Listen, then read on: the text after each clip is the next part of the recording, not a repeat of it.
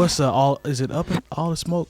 Matt Barnes and All the Smoke, yeah. Something about Smoke. Steven Jackson, yeah. Steven Jackson. This was a question that I saw them ask. I think it was Freddie Gibbs. And this one was, I like this one. They asked him if there was one album that was being recorded that you could go back and sit in on a studio session, what would it be and why? If there was an artist you could go back to the session when they were recording it and be a fly on the wall, essentially. And I thought about it, and for me, it was, matter of fact, I gotta go y'all first, because this is a question that we know so much music. We love different types of artists, but I'll come to you first, Lone. Is there any album that you could think of, just one off the top of your head, where you like, man, I wish I was in there when they were making that album? No. You can't think of one? I just don't care. Consistent. That's what I like. He's man. consistent, very consistent. I really can't think of any. Nobody that you're a fan of that much? Yeah, plenty of people I'm a fan of, just none that I would be interested in being a studio person where I'm just hanging out watching what they're doing. Maybe 10, 15 years ago, maybe. Oh, you're saying not at this point? Okay. Nah, at this point, no, I don't care. Okay. I can respect it.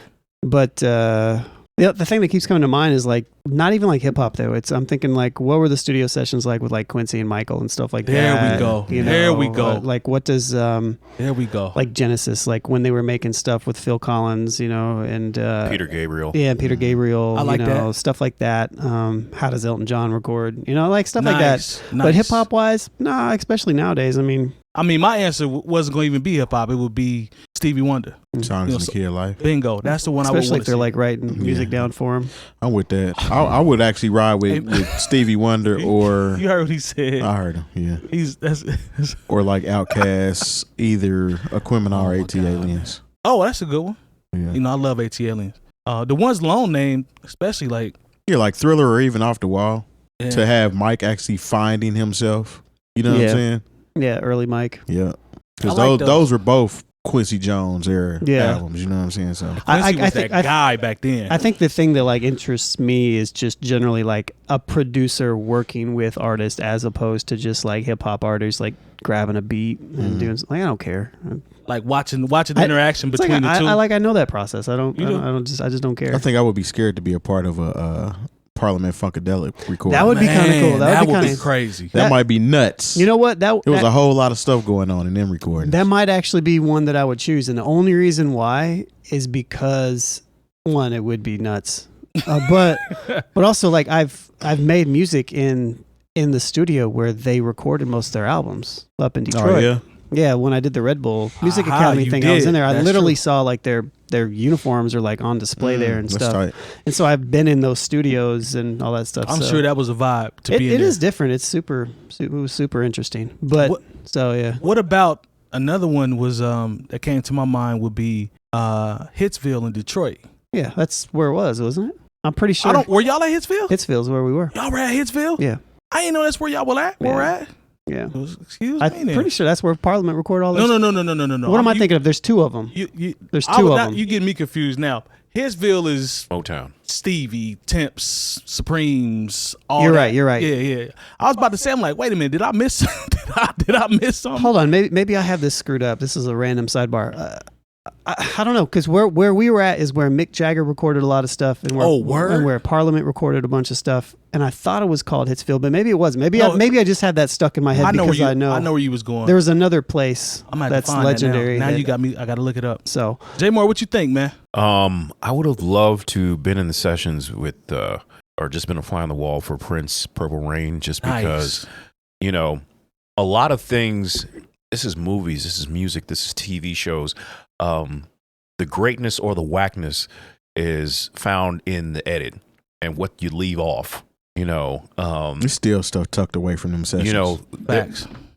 I saw someone had put something together about when it was just Star Wars, when there was no episodes on it. Just what you consider to be, when that movie was saved by the editor. Because it was like there was a whole bunch of beats that just weren't going to be right, and the movie would have been too long, and it would have been boring in spots had they not like the first cut of Star Wars.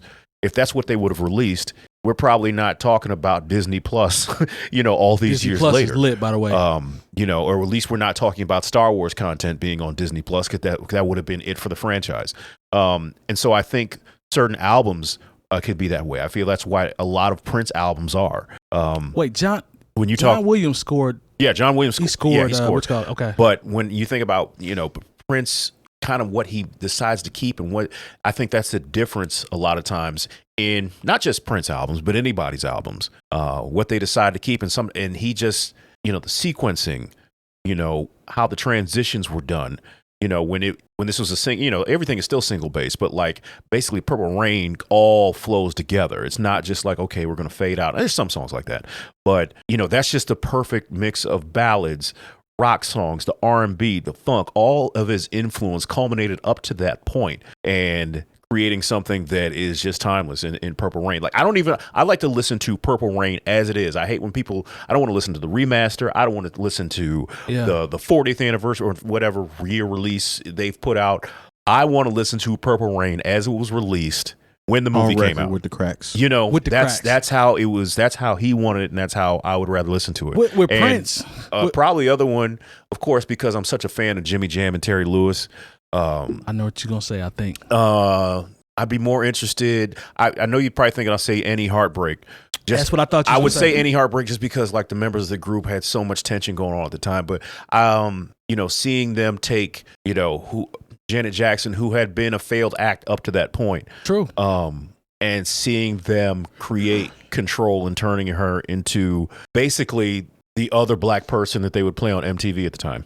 Hey, look, with Prince, it would be everything you said. I can rock with that, but it would be for me just to see him play multiple instruments, because Prince could play. Man, I lost count. I mean, they said the instruments he could play. No, he would play all the instruments on his album. That's what I want to see. Same thing as Stevie Wonder, though. Facts. Yeah. I would love to see him, pick the bass up and then lead guitar and then go sit at the drums and then go have pancakes, play a round of basketball, and come back and finish it off. Yeah, but give Charlie Murphy 30 and then come on back. But with Jimmy Jam and Terry Lewis, I'm just thinking like that was so much of a new sound that they created that is really the basis for basically any. That whole Minnesota sound was kind of that. But if you think about every basically shout out to Morris female R&B pop princess that has come since the Control album came out, like if not for that album, if not for that sound, if not for how that was put together, there's no Christina Aguilera, there's no Britney Spears, there's no Sierra, there's no Beyonce.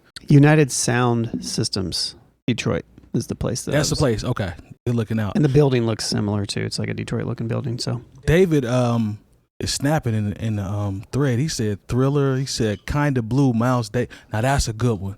Yeah, that's one of my favorite albums. Probably kind of cloudy in that recording session cloudy too. In there. That's a good one. He has Dilla, Welcome to Detroit too. I would. It would be cool to maybe be in Dilla's basement. I agree. From Dilla's collection. It's not one he actually used, but it's from his collection. I remember that. Is that when? Because is that when him and Common were living together in California or Detroit? I remember that at one point they were roommates. Mm-hmm. Was that Common? Yeah. Yeah, they were roommates at one point. I think they were roommates in California. But there's a story about how Royce the 5'9" tells where he went over to Dilla's basement and he went out. He was like, "Yeah, I got something to drink." He went upstairs to the refrigerator and Common was just chilling on the couch. Yeah, I remember that story. So, how cool would that have been? Like random, like, oh, there's Common. Yeah. No. What's up, man? But I feel like Dilla's basement would be super cool because he brought Erykah Badu there. He used to bring everybody to Detroit, so who knows what that would be like, Oh, Erykah Badu Soulquarian would be kind of yes, them listening to it being recorded too as well. Yeah, Mama's Gun would be a real interesting. Those would be some interesting sessions. Mm-hmm. David said Marvin Gaye, "What's Going On?" That's a good one.